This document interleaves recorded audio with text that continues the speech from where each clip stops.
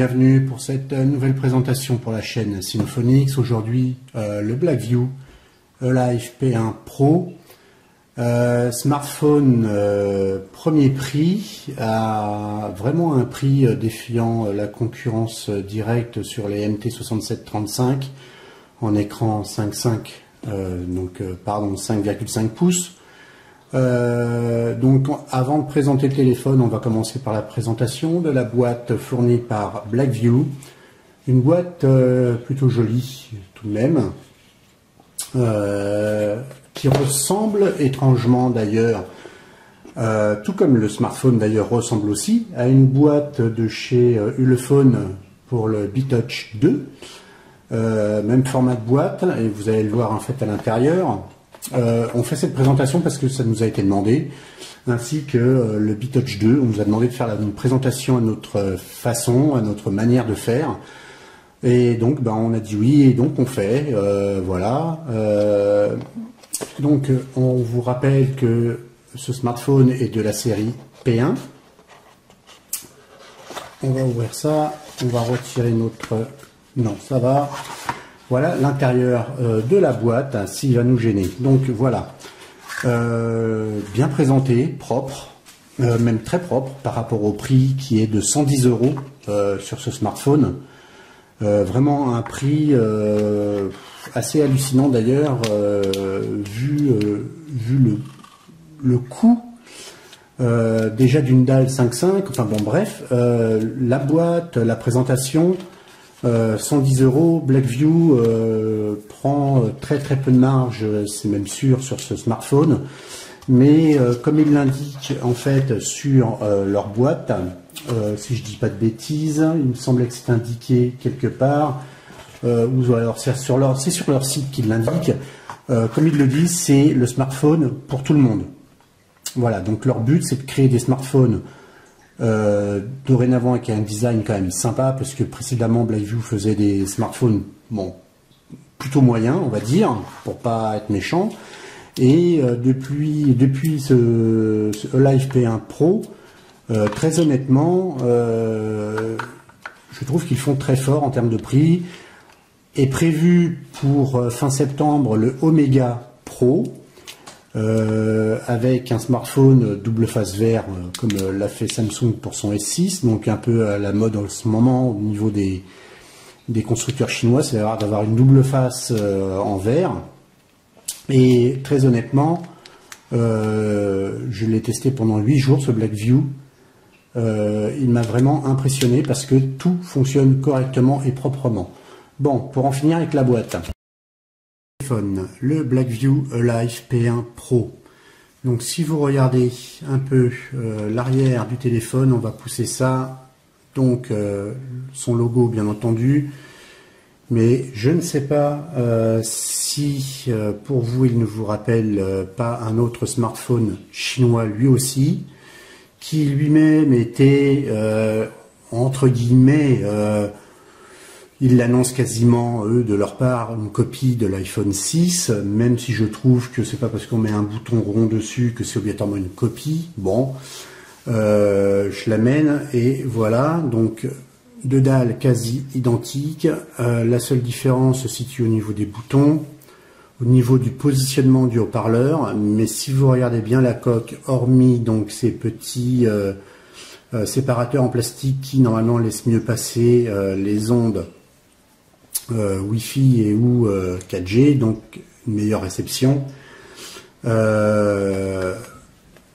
Quasi la même couleur, très peu de différence entre ces deux coques. En termes d'épaisseur, c'est exactement la même, sauf qu'il y en a un, voilà, c'est le Ulefone B-Touch 2, qu'on vous présentera un peu plus tard en faisant une revue complète de celui-ci, mais voilà, c'était juste vous présenter le très peu d'écart entre ces deux smartphones au niveau de la coque.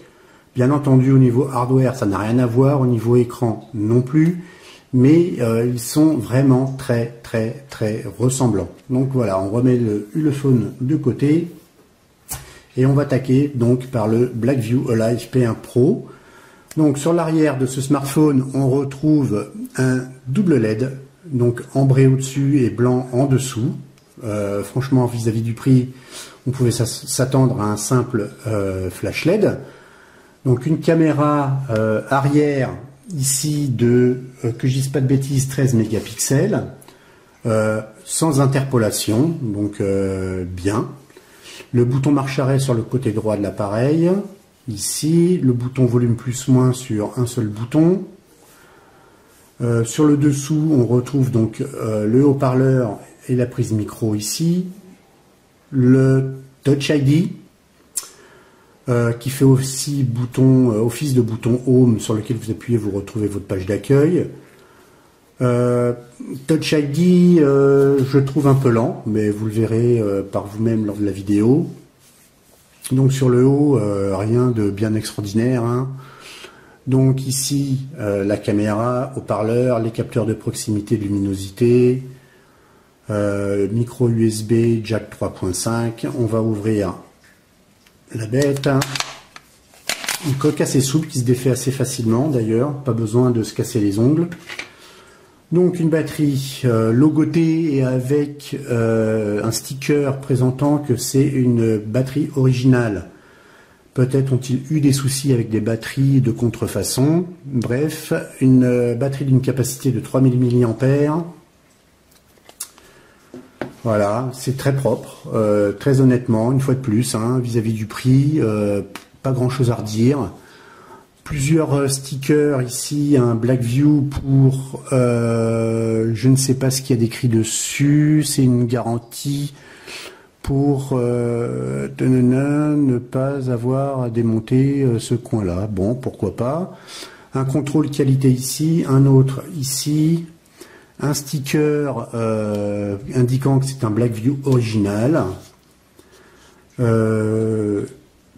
Petit point en fait positif fait sur ce châssis là, cette coque en plastique à l'arrière, c'est les formes en fait qui vous permettent de retirer, vous voyez, correctement par exemple la batterie, mais aussi pour donc la carte SIM, ici la SIM 2, ici donc c'est une micro SIM ici, hein, une SIM classique ici, et tous ici ont des encoches.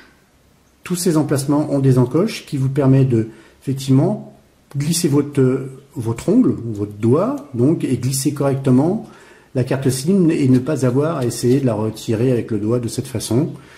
Et en haut, ici, se trouve la carte, le lecteur de carte micro SD, pardon. Donc, on va refermer ça. Et la batterie d'ailleurs tient très bien aussi, il y a une petite encoche sur le fond, donc vraiment plein de petits détails qui font que, très honnêtement, vis-à-vis du prix, si je me mets mal, voilà, vis-à-vis du prix, c'est très honnêtement, je pense certainement le meilleur prix, performance, finition, qualité. La seule chose, bon bah voilà, vous le voyez tout de suite, l'écran était propre, bon, dès qu'on touche, ce protège-écran marque les empreintes, mais c'est très honnêtement le meilleur rapport prix, qualité, performance, finition que l'on peut trouver sur le marché actuellement. Maintenant, une fois de plus, hein, test que d'une dizaine de jours là sur celui-ci. Donc c'est pas sur une dizaine de jours qu'on va pouvoir voir la qualité de l'écran, à savoir est-ce qu'il vieillit bien ou pas. Mais d'autres marques sur 3 jours montrent déjà des faiblesses. Or là, au bout de 10 jours, moi j'ai noté aucune faiblesse, que ce soit au niveau de l'écran. Donc c'est un écran incurvé, vous le voyez, voilà. Donc avec un entourage plastique qui tient correctement la dalle de verre, oui. Bon, d'ailleurs à ce prix-là, je pense pas que ce soit du verre, plutôt du plastique. Mais voilà, c'est quand même une jolie finition. Et bien écoutez, après cette présentation rapide, on va attaquer dans le vif du sujet, c'est-à-dire quels sont ses points faibles et ses points forts techniquement. Et on vous décrira un peu l'ensemble de ces specs une fois qu'on abordera les tests divers et variés de ce smartphone.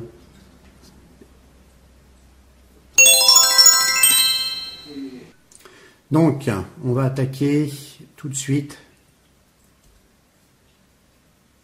en l'allumant. Je pensais qu'il était allumé, mais non. On va le laisser s'allumer. Donc, rapidement, ce smartphone est équipé du MT6735 à, que je dise pas de bêtises, 1 GHz. Donc, c'est dans sa configuration de type P. Un GPU classique par rapport au processeur. Dorénavant, vous avez l'habitude, le Mali T720, il est équipé tout de même de 2 Go de RAM et de 16 Go de ROM. Une fois de plus, 110 €, vous avez quand même quelque chose qui tient la route. Il est sous Android 5.1. Donc, par contre, sur les 10 jours environ de test, on n'a pas eu de mise à jour. Alors, est-ce que Blackview en a prévu? Est-ce que ils tiennent à jour leur smartphone? J'ai pas assez de recul sur Blackview pour vous le dire. Mais en tout cas, sur celui-ci, on n'a eu aucune mise à jour OTA. Donc, équipé d'une batterie de 3000 mAh. Il est équipé donc d'une dalle 5.5 pouces avec une résolution HD, donc en 720p. Donc, on l'a dit déjà, mais la caméra, donc 13 à l'arrière, 5 à l'avant, du classique. Alors voilà, il est configuré donc avec le lecteur d'empreintes pour la sécurité. Donc je mets mon pouce. Voilà, try again. Moi je le trouve perfectible. Voilà, donc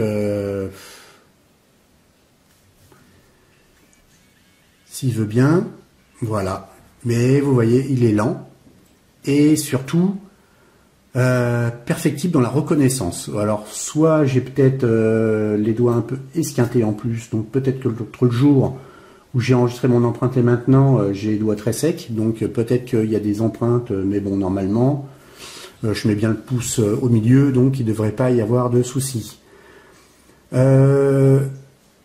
Petite chose intéressante en fait sur ce smartphone, c'est son interface qui est personnalisée. Bon, intéressante, oui et non, mais son interface est personnalisée avec des icônes que vous pouvez, en fait, vous avez différents thèmes.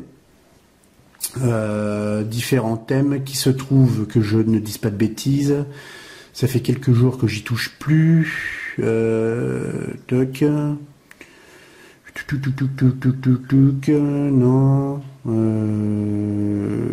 Où c'était des thèmes directement, je ne sais plus, tiens. Ça m'est sorti. Si, voilà, c'est ça, thème, ici, donc. Je vais zoomer un peu pour que vous puissiez mieux voir. Donc, on va revenir. Donc, les thèmes. Alors. Voilà. Donc, thème un peu spatial, blablabla, ou alors le thème classique, fourni par défaut, qui est celui-ci. Voilà, ou alors donc c'est le thème que ça qui est que pardon 1, 2, 3 que nous avons téléchargé, et vous avez le thème store, un peu à la façon de ce que fait en fait Elephone ou Elephone avec son P8000 et antérieur et supérieur. Bref, vous pouvez télécharger différents thèmes. Par exemple, tiens, on va télécharger celui-ci, on va le faire en live pour que vous puissiez voir un peu comment ça se passe.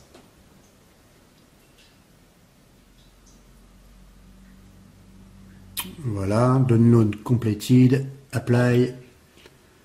Voilà, donc vous voyez, il a modifié donc l'image de fond ainsi que les icônes. Bon, pourquoi pas, c'est amusant, voilà, ça coûte pas grand-chose et ça fonctionne quand même pas mal avec ce smartphone. Donc on va commencer par nos tests et puis on va commencer tout de suite par Antutu. Antutu. Que va dire Antutu? C'est du 6735, hein, donc à 1 GHz.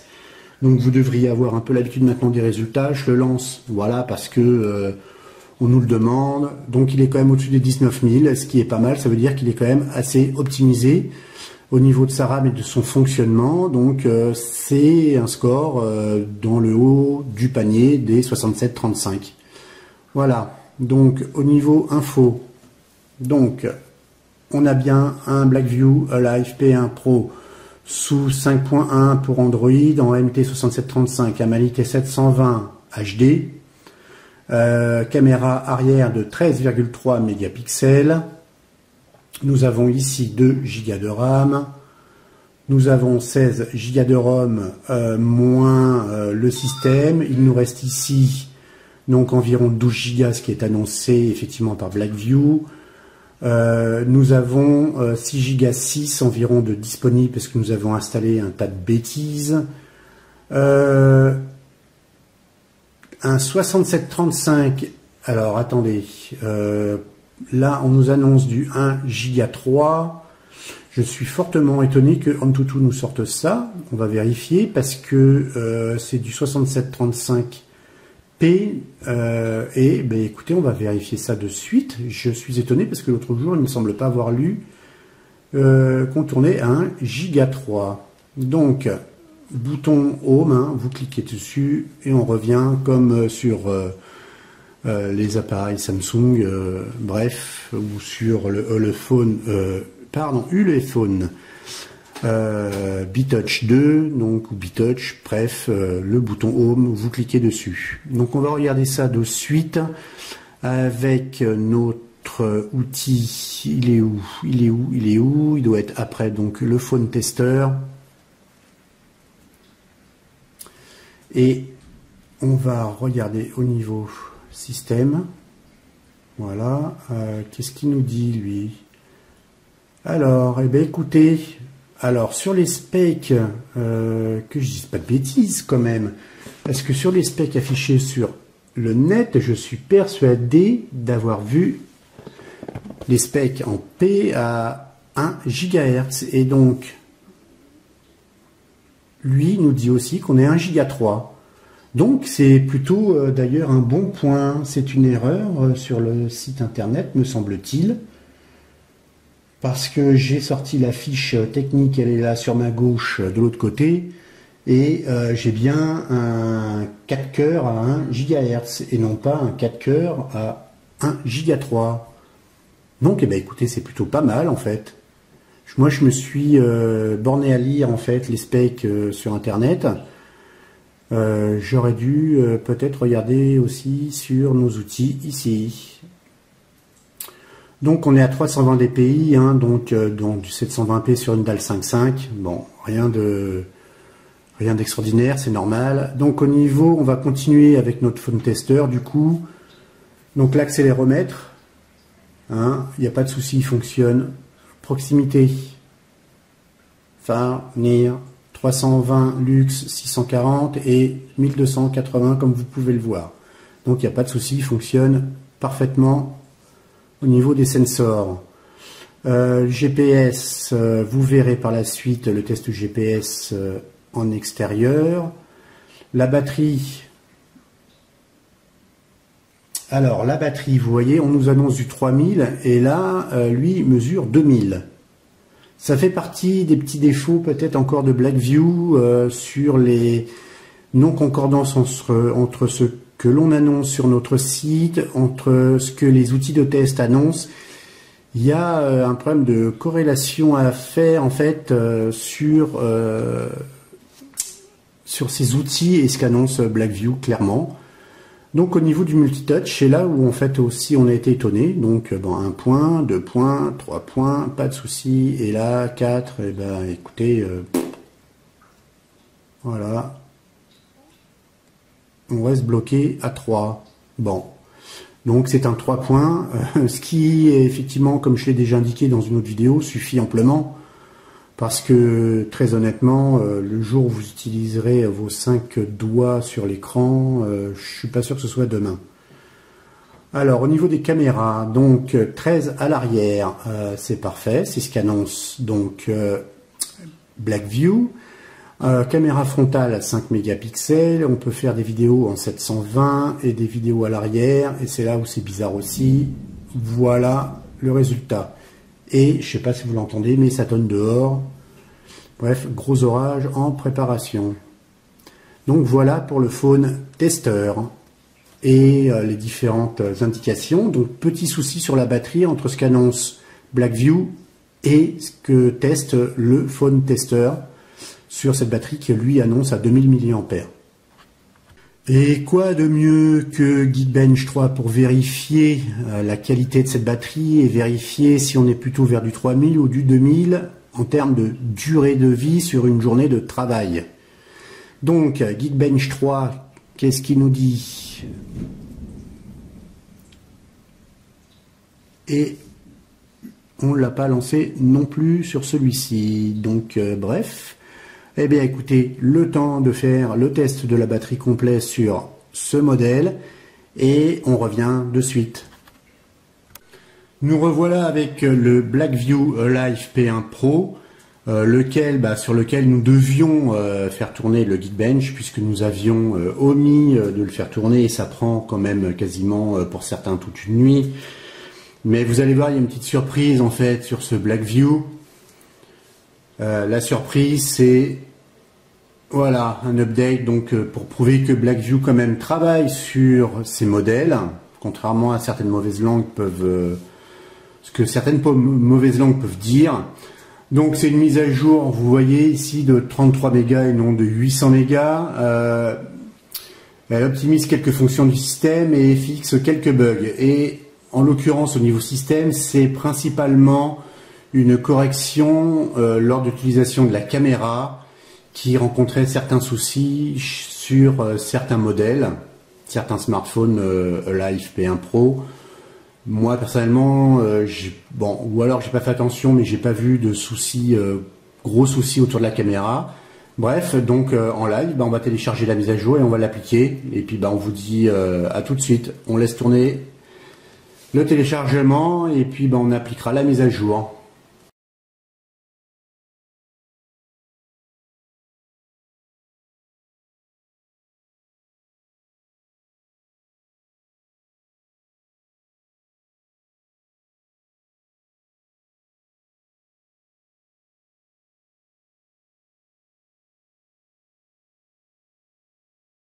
Voilà, la mise à jour c'est faite.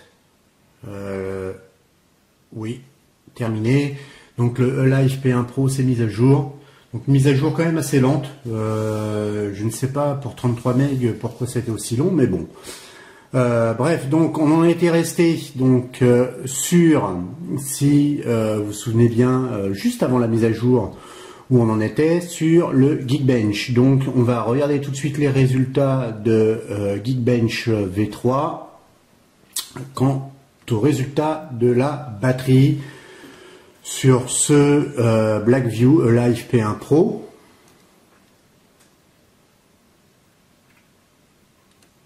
Voilà, donc la batterie a tenu 7h10. Bon, c'est pas extraordinaire. Il vous faudra bien entendu, comme un peu d'habitude, vous avez maintenant le recharger au cours de la journée. Bref, il est quand même annoncé pour une batterie de 3000 mAh. Du coup, j'ai quelques doutes sur la taille réelle de la batterie. On va vérifier donc les fréquences sur ce smartphone. La SIM 1, c'est la SIM 1, donc celle qui contient l'ensemble des fréquences utiles dans nos contrées, on va dire. Donc avec la 3G en bande 900. Voilà, je zoome un peu quand même. La 4G LTE, donc 1.3.7, plus la 8, comme d'ailleurs, si vous avez regardé la précédente vidéo, chez Ligou, ils font la même chose. Et donc 1.3.7, 20 plus 8, voilà. Ensuite, nous allons aborder maintenant, c'est quand même le screen test. Et très honnêtement, voilà, 120 €. Et le smartphone, donc voilà, un écran. Voilà, il n'y a rien à dire sur cet écran. Très honnêtement, le noir était juste parfait. L'écran est très lumineux en live, hein, en direct. C'est un très bel écran, moi je trouve. Voilà, le jaune, voilà, je l'ai dit d'ailleurs, le vert, contrairement à d'autres écrans, je le trouve pas vert. C'est un avis. Le bleu, il est bleu, mais le vert, il est pas, je le trouve pas vert. Bon, voilà. Je suis pas daltonien. Et autant sur d'autres smartphones, le vert était vraiment pétant et très très beau. Donc voilà, ça va donner quelque chose de bizarre à la caméra, ça. Tous ces petits, voilà. On va dézoomer, comme ça au moins, ça bouge moins. Vous voyez que le noir, quand même, il est profond. Il y a, sur les dalles LCD d'aujourd'hui, clairement, AMOLED ou pas AMOLED, les noirs sont très profonds. Donc les niveaux de gris, il y a un petit... moi, c'est ce que j'ai jugé. Après, bon, voilà. Il y a une espèce de petit... en fait, entre les deux, là, entre le blanc et le noir, les gris intermédiaires, des fois, sont un peu étonnants, y compris en vrai. Hein. Je ne sais pas si on voit un peu, en fait, à la caméra, mais... il arrive en fait que ici ça devienne, c'est un gris bizarre en fait quoi. Je saurais pas l'expliquer, mais je trouve que des fois il est bizarre le gris. Voilà, il tire un peu vers le jaune. Voilà, vous voyez que et c'est la même chose quasiment en fait à l'œil nu. Hein, en dehors de la caméra, vous voyez que le vert et le jaune ils se confondent quasiment. Il y a très peu d'écart et c'est quasiment vrai à l'œil nu ici. En dehors de la caméra. Le vert et le jaune sont un peu particuliers, on va dire, sur cet écran. C'est un peu, je trouve, son défaut de ce côté-là. Autant il est lumineux, mais que, voilà, le vert pour moi, il n'est pas vert. Donc, ça me plaît pas trop. Donc, voilà pour les tests. Donc, voilà, vous avez vu la batterie, 7 heures environ. Ensuite, on va attaquer les tests caméra et puis regarder l'écran avec des vidéos en 4K. Et là, sur le test des caméras, enfin de la caméra principale, parce que personnellement, je n'utilise jamais la caméra avant. Je suis pas un adepte des selfies.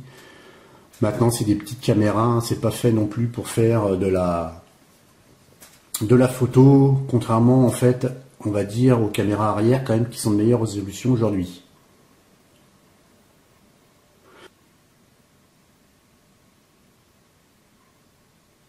Donc mise au point aussi rapide. On va éteindre la lumière et puis on va tester avec le flash.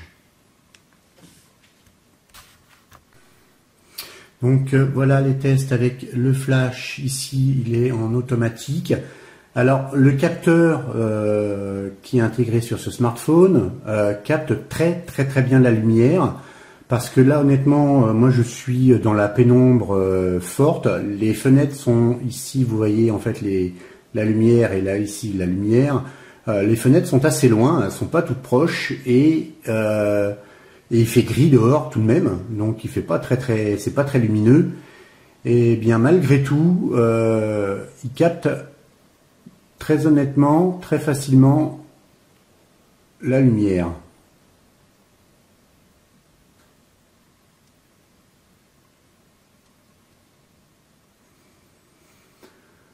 Je suis pas sûr qu'il l'ait prise. Non, il l'a pas prise.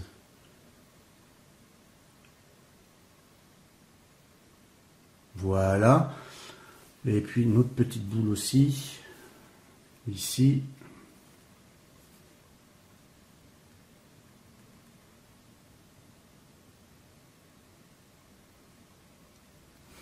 Alors, qu'est-ce que ça donne? Donc, on va revenir sur notre angle de présentation. Le flash, vous voyez, il est violent. Hein. La boule est blanche. On voit même plus les détails. Flash un petit peu trop violent. Il y a un problème de... Voilà, pareil. Vous voyez que notre Phoenix voilà, n'a plus de couleur. Flash excessivement violent. Donc les photos en pénombre nuit sur les objets rapprochés, c'est moyen. Voilà, sans flash en lumière naturelle, par contre, c'est parfait. Vous voyez les détails.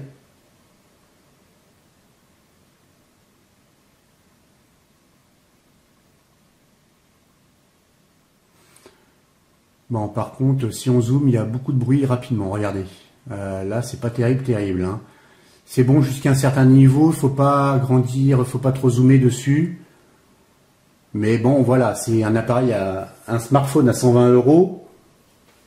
Donc un appareil vraiment très abordable. On ne peut pas non plus lui demander des miracles. Mais voilà, moi je trouve que les couleurs sont quand même pas mal rendues. Après, voilà, il faut pas zoomer.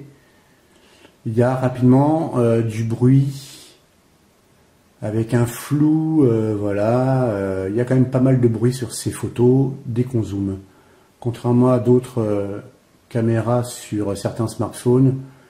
Bon, il faut rester sans zoomer, mais bon, voilà, c'est quand même pas trop mal pour un smartphone à ce prix.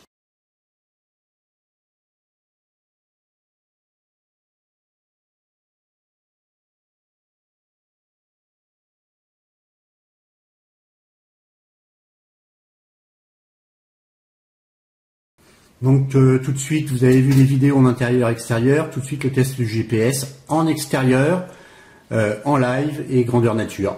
À tout de suite.